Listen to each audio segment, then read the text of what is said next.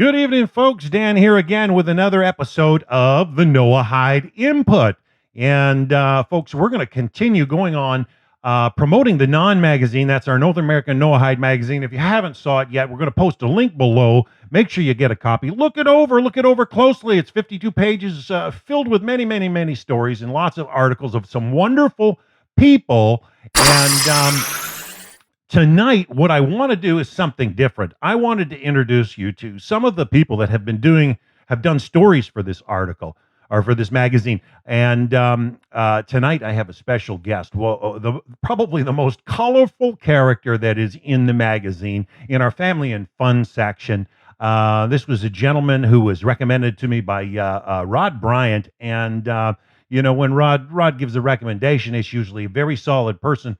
And the story tells the tale, folks. So, without any further ado, I want to introduce you to a gentleman who's in our family and fun section, who goes by Mr. Mustache. Mr. Mustache, Jesse Hammock, how are you tonight? We're so honored to have you on the show.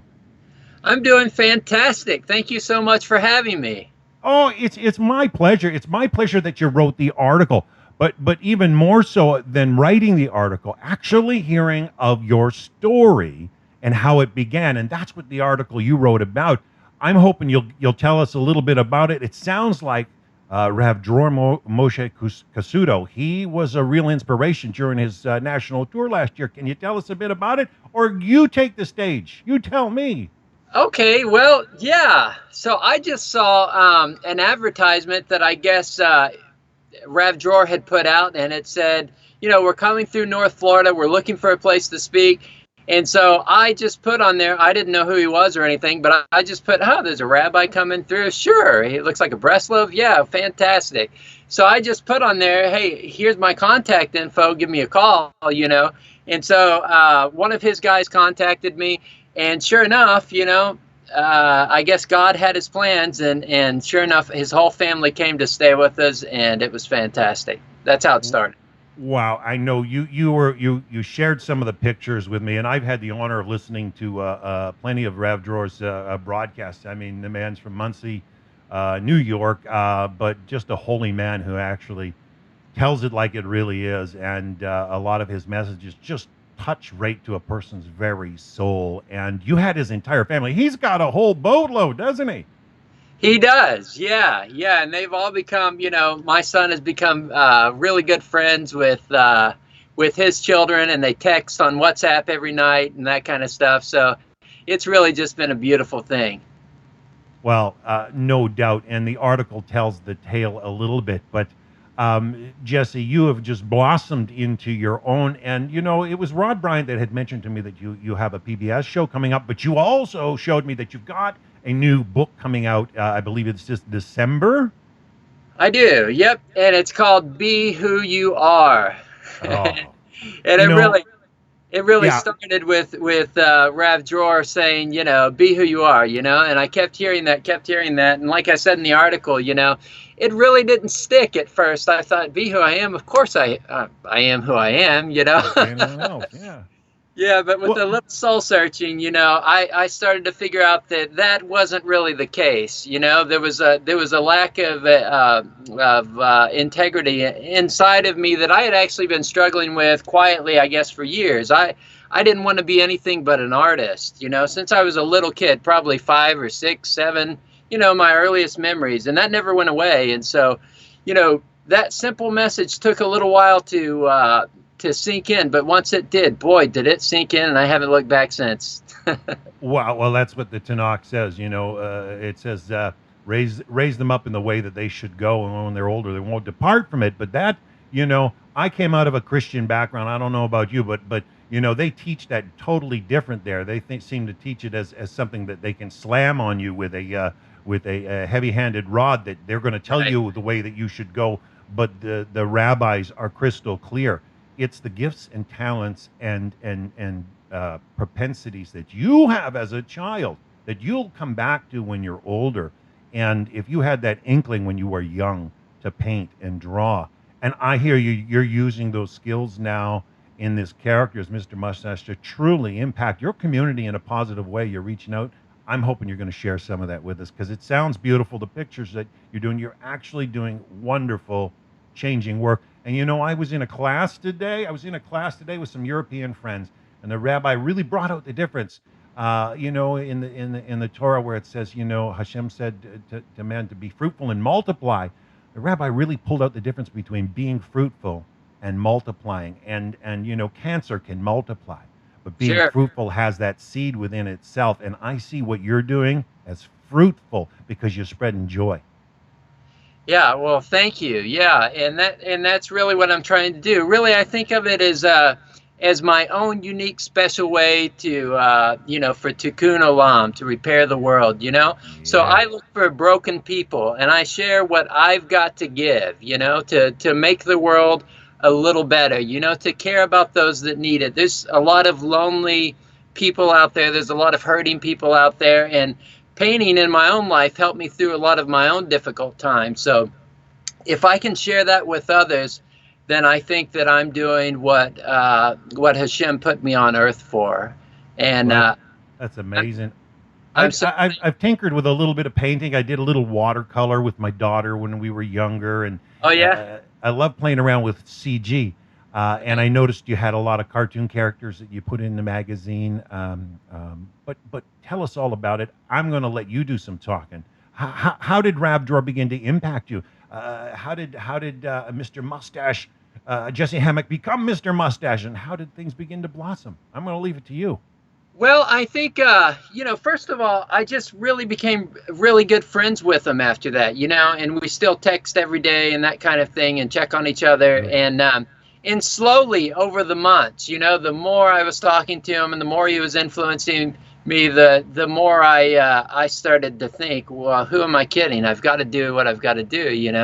And so, yeah, I started going out and just looking for any dark place that I could find to bring light to, and that's Wow. really how it started, and I'm still doing that. So now one of the things that I'm doing is I'm training. I had my first little group today. I'm training other people to do the same thing I'm doing. So I'm taking the artists that they want to live a more meaningful life also.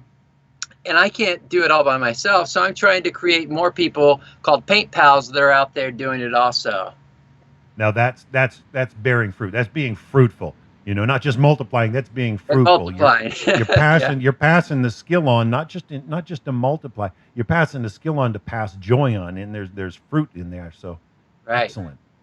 And I'm really trying to pass that spirit that Rav Dror, gave to me, to be who you are and do what you love and use it to make the world a better place.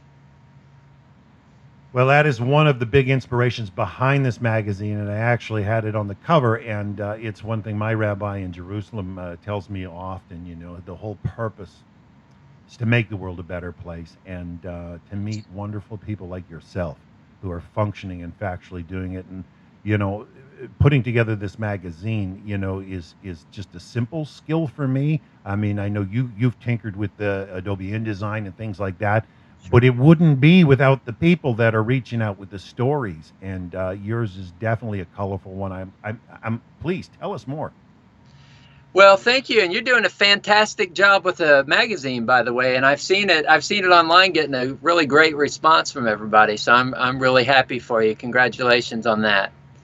And yeah, everything that each one of us can do and contribute helps the whole thing go around. Each little piece, we all bring our own unique piece of the puzzle that only we can bring to the world to correct it, to put the whole puzzle together and make it make sense. So.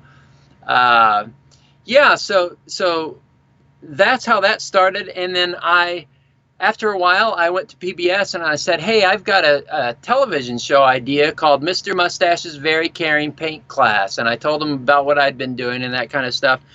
And I wrote the guy, and he wasn't, the guy that made those decisions wasn't in. And they said, he'll be back in a week. And I kind of got busy and forgot. And then I wrote him back about a month later, and he said, yeah, I've looked at it. I love the idea. Why don't you come in? And I was just beside myself. I couldn't believe it. So I really hope to use that as a platform also to really spread really Light. Spread light. tikkun Yeah. olam and light all over the place. So that's my story. Well, I mean, there's got to be much more to it than that. I mean, I understand the drive for painting and the drive to be a kind soul and help others, but you're actually going into, from what I understand, you're going into care homes and facilities where you're actually changing the quality of life. I mean, I must admit, I mean, one of my grandfathers, he passed away in an elderly home needlessly. And I'm up here in Canada. We've got some good care, but let's face it, my grandfather passed away from an infection from a stub toe because he was neglected. They Oh, just, he gets a stub toe and then it goes gangrenous. Nobody's paying attention. Nobody's visiting regularly. And sadly, it gets a blood infection. And the staff didn't catch this. I mean, there's a sense of yeah. neglect. And I know it goes on. And, his story's only one. I mean, we hear of horror shows of abuse and things like that maybe go on in some old folks' homes. But the point of the matter is, they are wonderful people. They are people that have gone before. They are our elders. They are ones that have cared for their children and made their way through this world. And they're at a stage in life that sometimes feels so forgotten. And when you go in there with a sense of painting and bring the joy of the character of Mr. Mustache, I can just see it in the couple ladies' faces when you're doing painting with them, how they just start to light up and beam, and tell us how that experience is, and just the joy you get from it, but more than that, the joy that they're getting because you're changing the quality of life, and I believe that that's where that tikkun olam is. Well, first of all, I'm really sorry to hear about your grandparent there. That does happen, unfortunately. And the issue is, I think that a lot of these people's children are getting really busy, and we're all just living our lives trying to pay our bills and take care of our own families. And so I think a lot of them do feel forgotten. And I didn't know my father growing up. I never knew my father, I guess, since I was 2 years old. I didn't see him. So I know how it feels to feel abandoned. I know how it feels to feel forgotten. And so I bring that, I think, is what I bring in addition to my painting, is I bring care to these people. I bring a sense of purpose. I put a sense of purpose and love back in their life, and it can be a scary thing if you put yourself in their shoes, being at the end of your life there and being away from all your loved ones and everything you knew. And so I really try to bring a lot of attention to detail, not only to the paintings that we're doing, but to each person's heart. I really try to get to know them, to understand them, and work with them in a way that is going to improve their lives somehow and make them feel cared about and to make them feel loved. And I've succeeded. I tell people all the time, I feel like I have 50 new grandmother and grandfathers, and that's true. Man, that's beautiful. That is so beautiful. I don't know how long of an interview you're willing to do, you want to do. If you want to keep it short, please say so. The point of the matter is, we're trying to promote this magazine in order that the opportunity for others, I mean, we're in talks with others to do another edition, and some wonderful people have even talked about doing some translations. People in the World Noahide Center in Jerusalem would love to see this go in a few other languages as well, to share the stories of what people here in North America are doing. And I find that you're a wonderful person, Jesse, that is just doing something where you are. And if everybody had half the gumption that you're showing, to be as genuine as they're called to be, I mean, the world would be a better place, and I think there'd be a catalyst just very quickly. So, Yeah. Can you tell us more about Rav Dror impact in your life? I mean, was it a specific message? Was it anything in particular? Or did you want to just keep this short for now?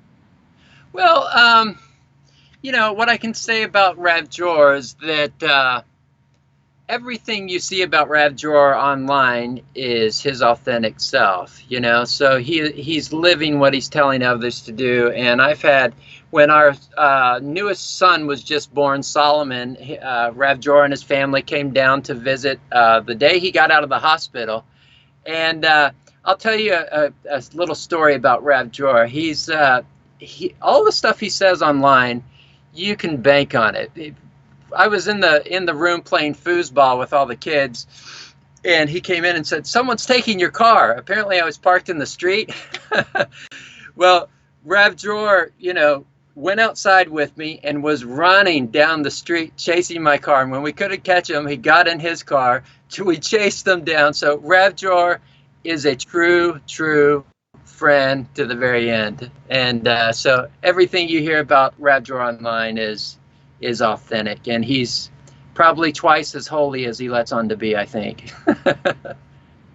Well, I know that his messages do impact, and I've had a couple of chats with Shay that helps him out, and I did a couple little animations, just trying to get to know him. I mean, I've only been in Noahide myself for a couple of years, but the beauty of meeting real people that are really transformed by the Hashem and the work of Torah in their lives. I see such a genuine transition, a genuine change, and a lifting of true burdens off their shoulder. I mean, it's just, hey, we're people. Hashem created us, and we're here for a purpose. And yeah, you just had a new baby. That was what, a month ago? About a month ago, yeah. Congratulations. Congratulations. Thank you so much. Thank you so much. We're not sleeping much at night. Well, I so appreciate you taking the time out to share with us. I mean, No. Is there anything more you want to share with the audience? I don't think so. Besides, another